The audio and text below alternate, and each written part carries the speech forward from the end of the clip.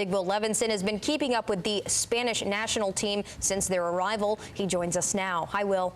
Hey, Mary Beth. It's been quiet and peaceful this week for the Spanish as they've settled into their scenic city home after what was a hectic opening weekend. But starting tonight, the action activity has picked up once again for the World Cup favorite. Spain held their final pre-match training session at Baylor this morning ahead of their very first match on Monday. And this evening, outside the Embassy Suites in downtown Chattanooga, we got an exclusive up-close look at some of the world's biggest stars as they boarded the bus to head south.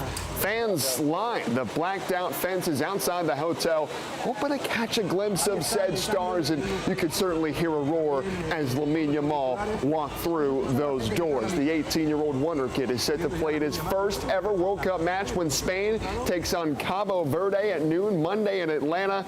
Spain will have one more training session before that match will be held tomorrow morning at Kennesaw State, and it will be closed to the public. But folks, perhaps the biggest question for this uber-talented team ahead of their World Cup journey is who will start in net. Spain have an absolute embarrassment of riches at the keeper position between budding Barcelona star Joan Garcia, the incumbent and European champion keeper Unai Simon, who was just masterful in the Euros 2 years ago, and perhaps the world's best goalie right now, David Raya. The Arsenal star has earned the Premier League's top keeper honors 3 years in a row, and he just led the Gunners to a Premier League title. We heard from David Raya today, and he said, well, who gets the nod is not up to him.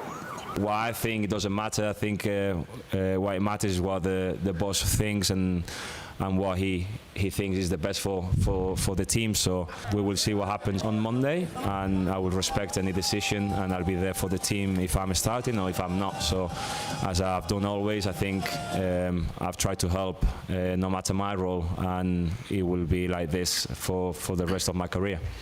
We will find out who manager Luis de la Fuente picks as his keeper when Spain takes on Cabo Verde in their opening World Cup match noon Monday in Atlanta. But folks, so far the summer of soccer is far more than just the World Cup. Few clubs are celebrating the summer of soccer quite like Chattanooga FC. And today at CFC's brand new beautiful facility, they hosted their latest summer of soccer event, Sidewalk Sale. High quality gear for great prices. The event also had an area to play a little soccer, of course, and some shaved ice, and the merch was absolutely flying off the shelves. We got here this morning and started to set up, and we already had people gathering, excited to try to get merch.